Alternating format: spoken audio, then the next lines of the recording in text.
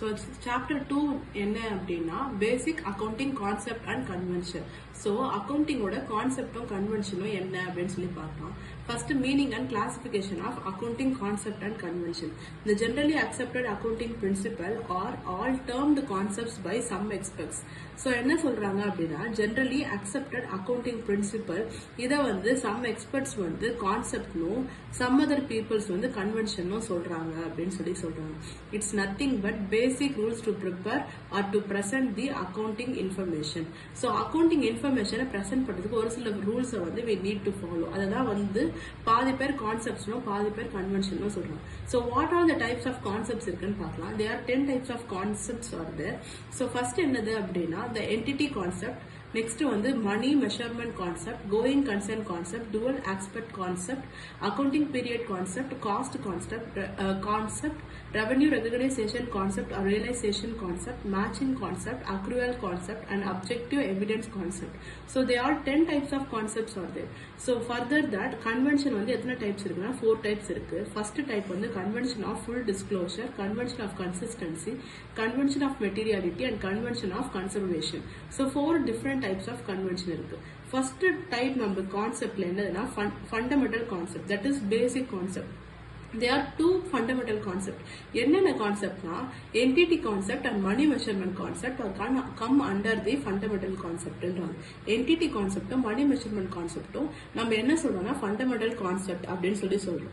entity conceptல என்ன சொல்றாங்கன்னா states that financial accounting information relates to the activities of a business. So ஒரு business related informations நம்ம record பண்றதா entity concept அப்படின்னு சொல்லி சொல்றோம். So further money measurement concept என்னது அப்படின்னா limits recognition of activities to those which can be expressed in terms of money. So money related informations எல்லாம் record பண்றது தான் money measurement concept அப்படின்னு சொல்லி சொல்றாங்க. Next வந்து non fundamental concept. So non fundamental conceptல furtherly it will be divided into 2 types. First type is going concern concept, accounting period concept, third வந்து matching concept.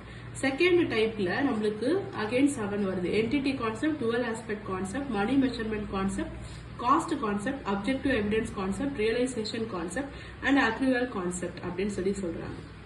First accounting கான்செப்ட்னா என்னன்னு பார்க்கலாம். So basic business entity கான்செப்ட்னா என்னன்னா I have already told that business related இன்ஃபர்மேஷன்ஸை record பண்றது தான் business entity concept அப்படின்னு சொல்லுவாங்க. பிசினஸ் ரிலேட்டட் இன்ஃபர்மேஷன்னா from the beginning itself we are recording book. என்னென்ன ரெக்கார்ட் பண்ணுவோம்னா பிசினஸை வந்து கமென்ஸ்மெண்ட்ல இருந்து வைண்டிங் அப் வரைக்கும் எல்லா இன்ஃபர்மேஷன்ஸுமே வந்து நம்ம வந்து இந்த பிசினஸ் என்டிட்டி கான்செப்ட்ல வந்து ரெக்கார்ட் பண்ணுவோம் அப்படின்னு சொல்றாங்க. ஷேர் ஹோல்டர்ஸ் பத்தி, legal point of view, joint stock பத்தி, அமல்கமேஷன் ரிலேட்டட் பிசினஸ் எல்லா இன்ஃபர்மேஷனுமே நம்ம வந்து பிசினஸ் என்டிட்டி கான்செப்ட்ல ரெக்கார்ட் பண்ணுவோம். நெக்ஸ்ட் வந்து கோயிங் கன்சர்ன் கான்செப்ட்னா என்ன அப்படின்னு பார்க்கலாம். The enterprise is normally viewed as going concern concept, that is continuing in operation for the foreseeable future. So என்னதுன்னா continues day to day activities இருக்குல்ல அது எல்லாத்தையுமே ரெக்கார்ட் பண்றதா நம்ம என்ன சொல்றோம்னா going concern concept, that is day to day activities of the business. Money measurement கான்செப்ட்னா I have already டாட் தட் மணி மெஷர்மெண்ட்ன்றது என்னது அப்படின்னா monetary related information, that is money related information, whether income or losses or gains or revenue என்ன வேணாலும் இருக்கலாம். But வந்து மணி related இன்ஃபர்மேஷன்ஸா இருந்துச்சுன்னா நம்ம வந்து அந்த மணி மெஷர்மெண்ட் கான்செப்ட்ல ரெக்கார்ட் பண்ணுவோம். நெக்ஸ்ட் வந்து dual aspect concept. So dual aspect கான்செப்ட்னா என்ன அப்படின்னா நம்ம பேசிக்கா ஞாபகம் வச்சுக்கணும்னா capital plus liabilities is equal to assets. அதாவது liability சைடு அசெட் சைடு ரெண்டு சைடுமே அஃபெக்ட் ஆகுற இன்ஃபர்மேஷன் தான் நம்ம என்ன சொல்லுவோம்னா டுவல் ஆஸ்பெக்ட் கான்செப்ட் அப்படின்னு சொல்லுவோம். Both liabilities and assets will get affected. So next என்னது அப்படின்னா accounting period concept or periodicity concept. So என்னது அப்படின்னா 1 இயர் ரிலேட்டடான எல்லா இன்ஃபர்மேஷன்ஸும் இஃப் யூ ஆர் ரெக்கார்டிங்னா that will come under the accounting period concept or periodicity concept. அதாவது 1 year accounting பீரியட்கான எல்லா இன்ஃபர்மேஷனும், அதாவது 31st April to 31st March, sorry 1st April to 31st March இந்த 1 இயர்ல இருக்க எல்லா இன்ஃபர்மேஷன்ஸும் நம்ம டெய்லி வந்து ரெக்கார்ட் பண்ணி வைக்கிறது தான் அக்கௌண்டிங் பீரியட் கான்செப்ட். இது வந்து நம்மளுக்கு வந்து நடுவுல ஏதோ ஒரு டேட்டு அதெல்லாம் இருந்து ஸ்டார்ட் பண்றது அப்படிலாம் இல்லாம ப்ராப்பரா 1st April to 31st March வரைக்கும் எல்லா இன்ஃபர்மேஷன்ஸும் ப்ராப்பரா ஸ்ட்ரக்சர்டா நம்ம ரெக்கார்ட் பண்ணி வைப்போம். அதனால இது அக்கௌண்டிங் பீரியட் கான்செப்ட். நெக்ஸ்ட் வந்து காஸ்ட் கான்செப்ட். ஸோ காஸ்ட் கான்செப்ட்ன்றது என்னதுன்னா the expenses which are incurred in the business. What all the expenses which are incurred in the business. So அந்த செலவுகள் expenses related to business activities அந்த எல்லா இன்ஃபர்மேஷனையும் record பண்றதா நம்ம என்ன சொல்றோம்னா காஸ்ட் கான்செப்ட் அப்படின்னு சொல்லுவோம். நெக்ஸ்ட் வந்து realisation or revenue recognition concept. So realisation அப்படின்னா என்னதுன்னா நம்ம கிட்ட இருக்க பொருளை மதிப்பிடுறது. ஸோ மதிப்பிட்டு இப்போ வந்து அசெட்ஸ் இருக்கு, லைபிலிட்டிஸ் இருக்கு, at the time of winding அப்பா இருக்கலாம், இல்லைன்னா வந்து அட்மிஷன் ஆஃப் நியூ பார்ட்னர்ஸா இருக்கலாம். நம்ம என்ன பண்ணுவோம்னா நம்ம கிட்ட இருக்க சொத்துக்களை வந்து மதிப்பிடுவோம், சொத்தையும் கடனையும் மதிப்பிடுவோம். ஸோ அது ரிலேட்டடான இன்ஃபர்மேஷன்ஸ் எல்லாம் ரெக்கார்ட் பண்றதா ரியலைசேஷன் கான்செப்ட் அப்படின்னு சொல்றோம். நெக்ஸ்ட் வந்து மேட்சிங் கான்செப்ட். மேட்சிங் கான்செப்ட்னா என்னன்னு பார்க்கலாம். Primary objective of commercial enterprise in profit making. So ஒரு கம்பெனிக்கு என்ன பிரைமரி மோட்டிவ்னா ப்ராஃபிட் மேக்கிங் தான். The accountants are responsible to match the revenues earned during an accounting period with the cost associated with the period to ascertain the profit earned.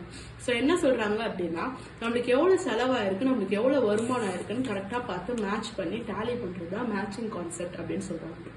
Next என்னன்னு பார்க்கலாம், accrual concept. So accrual கான்செப்ட்ல என்ன record பண்ணுவோம்னா the money which is not received at the time at present time but it will be received in future. அதாவது current பீரியட்ல நம்ம வந்து அந்த மணியை வந்து ரிசீவ் பண்ணிருக்க மாட்டோம், பட் இன் ஃபியூச்சர் நம்ம வந்து அந்த மணியை ரிசீவ் பண்ணுவோம். ஸோ அந்த இன்ஃபர்மேஷன்ஸ் எல்லாத்தையுமே வந்து அக்ரூவல் கான்செப்ட்ல நம்ம ரெக்கார்ட் பண்ணுவோம். நெக்ஸ்ட் வந்து அப்ஜெக்டிவ் எவிடன்ஸ் கான்செப்ட்.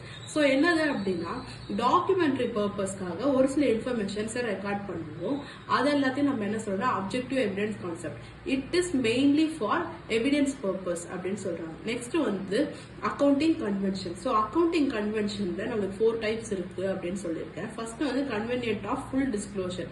ஸோ என்ன சொன்னாங்கன்னா கன்வென்ஷன் ஆஃப் ஃபுல் டிஸ்க்ளோஷர்னா எல்லா இன்ஃபர்மேஷனையும் நம்ம வந்து டிஸ்பிளே பண்ணுவோம். எல்லா இன்ஃபர்மேஷன் ரிலேட்டட் டு இன்வெஸ்ட்மெண்டா இருக்கலாம், லைபிலிட்டிஸா இருக்கலாம், எல்லாத்தையுமே ஃபுல் எக்ஸ்பிளனேஷனோட நம்ம வந்து டிஸ்பிளே பண்றதுதான் convention of full disclosure. Next வந்து கன்வென்ஷன் ஆஃப் கன்சிஸ்டன்சி. கன்சிஸ்டன்சினா வித்தவுட் எனி இன்கன்சிஸ்டன்ட், அதாவது எந்தவித தடையோ எந்தவித பேரியரோ இல்லாம நம்ம எல்லா இன்ஃபர்மேஷனையுமே வந்து டே டு டே இது வந்து எல்லாத்தையுமே என்டர் பண்றது தான் நம்ம வந்து கன்சிஸ்டன்சி, அதாவது கண்டினியூட்டி இருக்கணும் அப்படின்னு சொல்லி சொல்றாங்க. நெக்ஸ்ட் வந்து கன்வென்ஷன் ஆஃப் மெட்டீரியாலிட்டி, அதாவது information related to goods and services and other things, அது எல்லாத்தையுமே நம்ம என்ன சொல்றோம்னா கன்வென்ஷன் ஆஃப் மெட்டீரியாலிட்டி அப்படின்னு சொல்லி சொல்றாங்க. நெக்ஸ்ட் என்னதுன்னா convention of conservation. So conservation என்னன்னு பார்க்கலாம். Conservatism is a policy of caution or playing safe. It demands takes gloomy view of a situation. Conservatism is the defensive accounting mechanism against uncertainty. So என்னது அப்படின்னா இந்த company வந்து sometimes வந்து they need to face the unavoidable or uncertainty events. So அந்த டைம்ல வந்து they will keep some money to meet the